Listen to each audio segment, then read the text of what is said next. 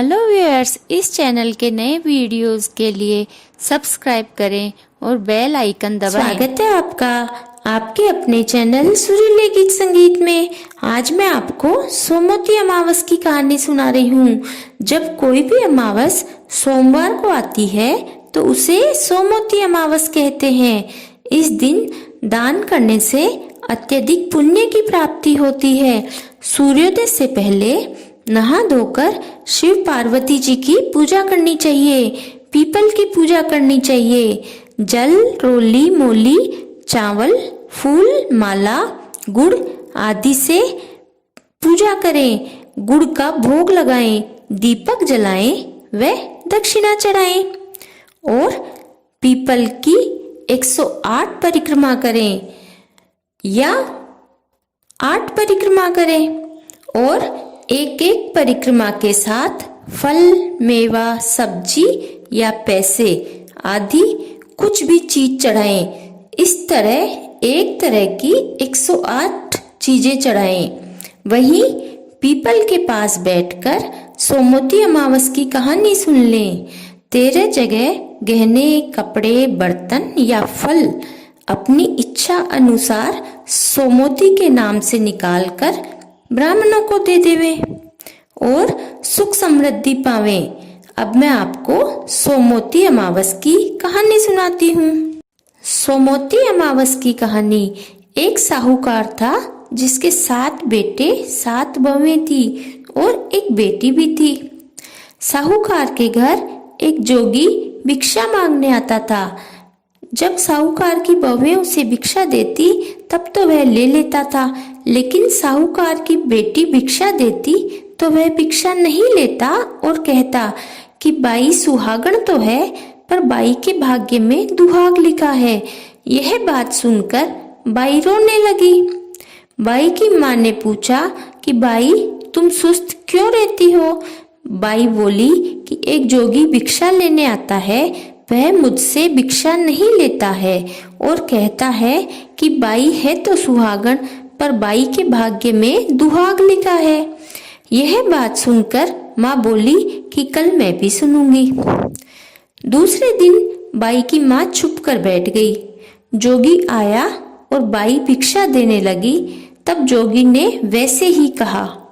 तब बाई की माँ बोली कि जोगी, एक तो हम तुम्हें भिक्षा देते हैं और तुम गलत बोलते हो।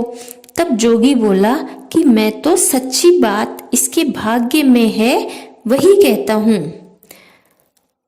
माँ बोली कि तुम्हें यह मालूम है कि इसके भाग्य में दुहाग लिखा है, तो यह भी बताओ कि यह कैसे टलेगा।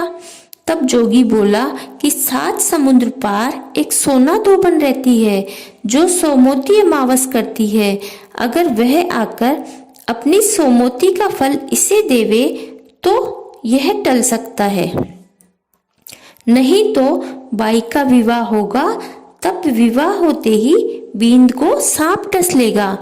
यह बात सुनकर माँ रोने लगी और चिंता करने लगी और उसी समय माँ सोना धोबन के जाने के लिए घर से निकल गई। चलते चलते रास्ते में बहुत धूप पड़ने लगी तो रास्ते में एक पीपल का पेड़ था। वह उसके नीचे बैठ गई। पेड़ पर एक गरुड़ अपने परिवार के साथ रहता था। एक सांप आया और गरुड़ के बच्चों को खाने लगा तो साहूकारनी ने सांप को ढाल से मार दिया। गरुड़ बाहर से आया और सांप को देखकर साहूकारनी को चोंच मारने लगा। साहूकारनी बोली कि मैंने तो तुम्हारे बच्चों को बचाया है, तुम्हारा बैरी तो ढाल के नीचे मरा पड़ा है। तब गरुड़ बोला कि तुमने मेरे बच्चों को बचाया है, इसलिए तुम्हें जो चाहिए मांग लो। साहूकारनी बोली कि मुझे वचन दो। तब गरुड़ बोला कि वाचा सो वाचा, वाचा चूकूं तो धोबी कुंड की कांकरी होऊं। साहूकारनी बोली मुझे 7 समुद्र पार सोना धोबन के घर पहुंचा दो। तब गरुड़ ने साहूकारनी को अपने पंखों पर बैठाकर सोना धोबन के घर पहुंचा दिया। वहां जाकर साहूकारनी ने सोचा कि अब इसे राजी कैसे करूं। सोना धोबन के 7 बेटे की बहुएं थी। जो कुछ भी काम नहीं करती थी और काम के लिए आपस में लड़ती रहती थी। साहूकारनी सोना धोबन के घर रात में उस समय जाती जब सब कोई सो जाते थे।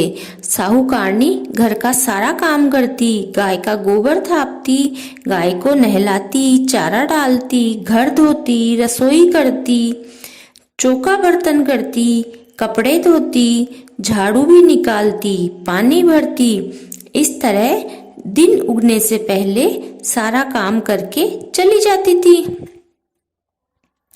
बहुएं सवेरे उठकर देखती और सोचती कि सारा काम कौन करता है, पर आपस में पूछती भी नहीं थी। एक दिन सोना धोबन ने अपनी बहुओं से पूछा कि आजकल तुम लोग लड़ती भी नहीं हो और काम भी ठीक से करती हो।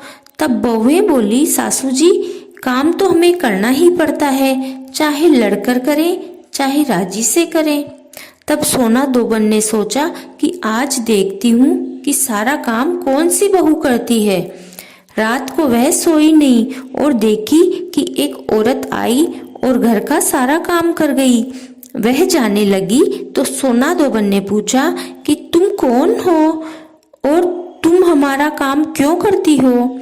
साहूकारनी बोली कि मुझे तुम्हारी जरूरत है। सोना धोबन बोली कि तुम्हें क्या चाहिए, मांग लो। साहूकारनी बोली, वाचा दो। तब सोना धोबन बोली, वाचा सो वाचा, वाचा चूकूं तो धोबी कुंड पर कांकरी होऊं। साहूकारनी बोली कि मेरी बेटी के दुहाग लिखा है, सो तुम मेरी बेटी को सुहाग दे दो। तुम सोमवती अमावस करती हो, सो सोमवती का फल दे दो। तब सोना धोबन साहूकारनी के साथ उसके घर गई। साहूकारनी ने अपनी बेटी का विवाह मांडा। फेरों के समय सोना धोबन काचा करवा में कच्चा दूध व तांत लेकर बैठ गई। फेरे हुए इतने में ही एक सांप आया तो सोना धोबन ने करवा सांप के आगे रख दिया और उसे तांत से बांध दिया। यह देखकर बींद डर के मारे ही मर गया। तो सोना धोबन सोची इसको भी जीवन दान देना है। सोना धोबन ने टीके में से रोली निकाली, मांग में से हिंगलू निकाला, कोया में से काजल निकाला, नख में से मेहंदी निकाली और चिटली उंगली से छींटा दिया और बोली कि मैंने आज तक जितनी भी सोमवती अमावस की है उन सब का फल साहूकार की बेटी को मिले। इतना कहते ही बींद जीवित हो गया। गांव के सब आदमी सोमवती अमावस की जय बोलने लगे। साहूकारनी बोली कि तुमने मेरे जवाई को जीवन दान दिया है, सो इच्छा अनुसार कुछ मांग लो। सोना धोबन बोली, मुझे तो कुछ भी नहीं चाहिए, बस एक कूक सिलाव की हांडी दे दो। वह हांडी लेकर अपने घर को चली तो रास्ते में सोमवती अमावस आई। सोना धोबन ने कूक सिलाव की हांडी का 108 चकपया करके पीपल के नीचे रख दिया और 13 चकपया एक जगह रखकर सोमवती अमावस की कहानी कह ली। फिर सारे चकपया को वही पीपल के नीचे गाड़कर अपने घर आ गई। घर पहुंचकर देखा कि उसका पति मागर हो गया है। तब उसने टीके में से रोले निकाली, मांग में से हिंगलू निकाला, कोया में से काजल निकाला, नख में से मेहंदी निकाली और चिटली उंगली से छींटा दिया और बोली, रास्ते में मैंने सोमवती अमावस की थी, उसका फल मेरे पति को मिले। भगवान की कृपा से उसका पति जीवित हो गया। घर का जोशी आया और बोला कि यजमान, सोमवती की जो चीज किए हैं वो देवें। सोना धोबन बोली कि मेरे तो रास्ते में ही सोमवती आई थी, सो मैंने तो कुछ भी नहीं किया और जो भी किया वह पीपल के नीचे छोड़ आई। जोशी ने वहां जाकर देखा तो 108 और 13 सोने का चक्कर हो रखा है। तब जोशी बोला, यजमान आपने तो ऐसी फेरी की और कह रहे हैं कि कुछ भी नहीं किया। सोना धोबन बोली कि ये आपका ही भाग है, सो आप ले जाओ।